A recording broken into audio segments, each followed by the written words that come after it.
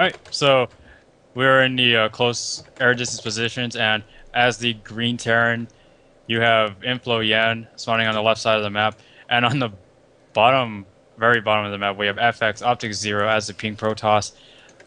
So it's going to be quite interesting to see how they play on here. I mean, InfowYen he's proven that he can play aggressive and he can play a more macro style game like in this tournament, and OptikZero showing us a wide array of strategies. Like he's done 3-gate robo, he's done the 6 warp gate expand, and he's done I think a little bit of 4-gate push a while back, and he actually did some DTs earlier in this tournament. I just remembered that we casted him versus Fan.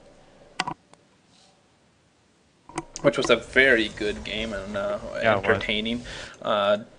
I've seen a lot of good games tonight, so thank you, Craftcup, for running this tournament. That's run so smoothly. You can see there wasn't a lot of downtime, so I didn't have to bring out any of my skills to drag that on at all. So I did not forget to overlay. I just did it. But thank you for trying to remind me. It is Yen versus FXOptikZero, as has already been covered. I'm going to sneeze, so muting my mic for a second.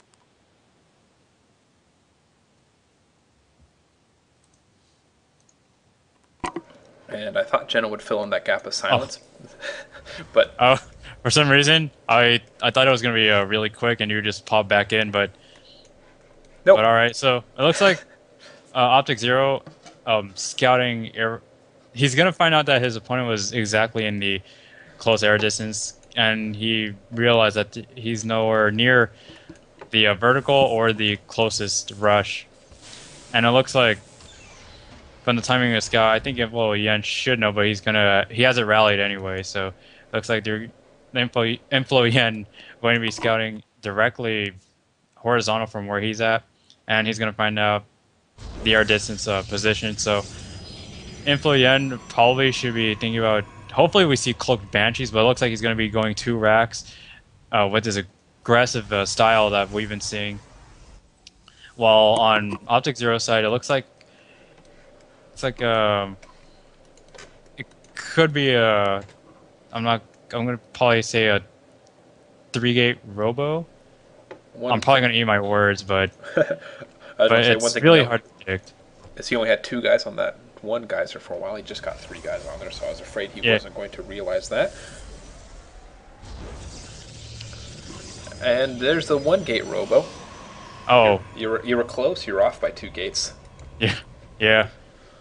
I mean, he did the strategy before, and it became the DTs that we saw against Fan.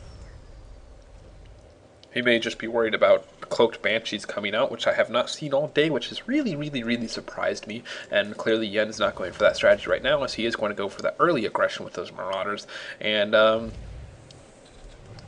already getting a reactor on that barrack, so he will be moving out right now with 2 marauders, 2 marines, and a single SCV. Yeah, I'm going to be a placing bunker there. Go ahead. Rally point from... Oh, it was there for a second. He was moving his units up here behind the statue at first, but instead now he's walking a little bit closely to the wall. I would like to see him move up because that stalker is positioned to get a few free pot shots on. And nope, there he's moving up near the top, so good job avoiding any free hits and any early scouting. And now he's going to see the 2 SCVs moving in and the Marauder, so he knows what's coming. Trying to chrono boost that Immortal out. That Immortal will be absolutely key. Is he going to build bunkers at the bottom or going to come up to the top?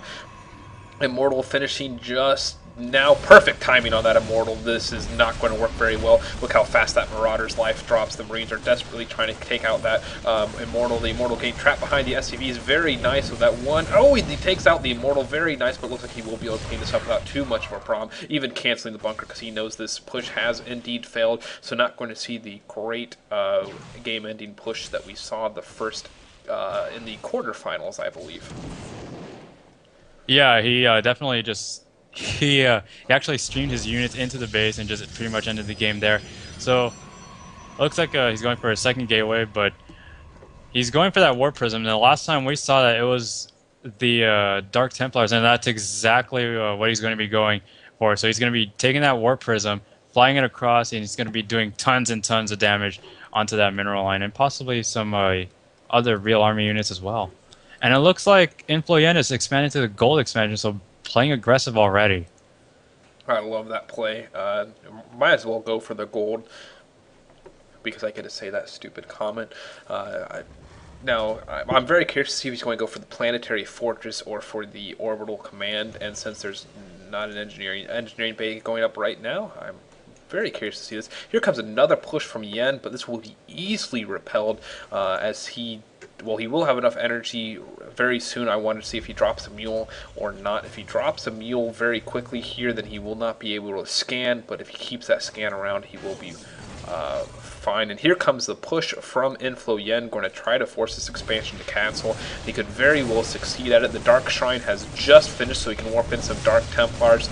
Should cancel this Nexus, though. He's going to let it sit for a little bit longer before he does. And here comes the first Dark Templar out to slice up the units of InfowYen. He's going to have to blow a scan here. Did he start his mule up? Looks like he, yes, he did drop a mule, so there is no scan for Yen available anytime soon, and the Warp Prism is here. Warp in one in the base quickly. The missile turrets are already getting placed up. Needs to be able to take out those very quickly. There's the Dark Templar warping in. Will he make it to the SCV before the missile turrets finish building? Indeed he will. That command center can't get it, the energy fast enough, and there's that SCV building dying. A second Dark Templar running in as well. Going to slice as many SCVs apart as he possibly can. Going after some SCVs, getting closer to the units, and oh man, this Dark Templar already up to 6 kills.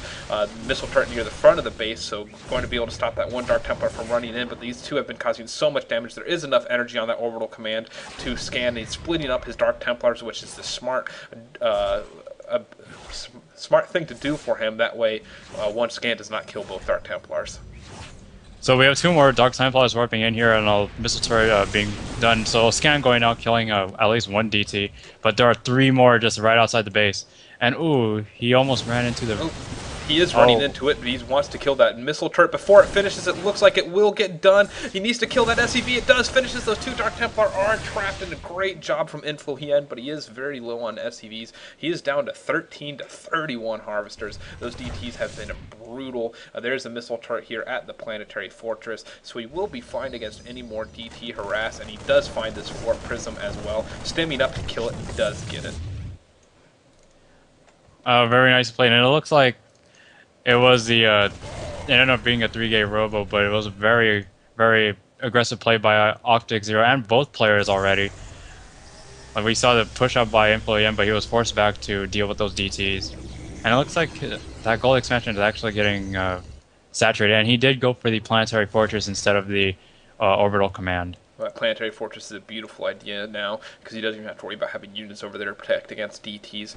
That Stalker trying to pick off some SCVs, which he is actually positioned to do and not take any damage. Very nice. Just every little bit of aggression is going to have to stop mining on that far mineral patch.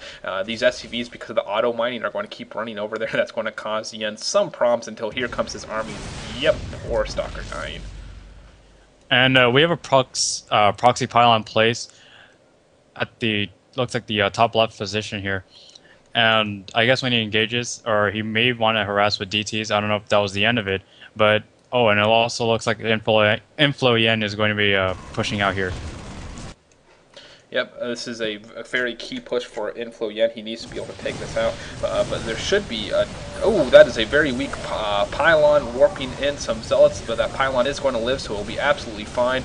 Should be able to clean up this army without too much of a trouble. He's going to try to micro his best. There's also a DT in the mix as well, so that's going to hurt a lot. DTs do so much damage and just slice through units so quickly. And Yen's back up to 24 harvesters, so doing okay in that regard. He does have that gold base, which is giving him a decent amount of income. In fact, he is actually in front in the mineral department, way behind on gas, though, as he is only mining, it looks like, from 1 gas geyser right now. Those Dark Templars did so much damage.